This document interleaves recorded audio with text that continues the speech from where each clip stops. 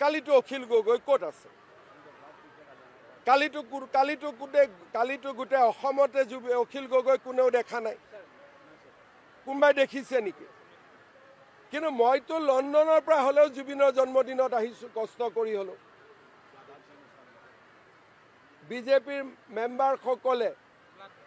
blood দিছে আজি এইবোৰ ক'ত গ'ল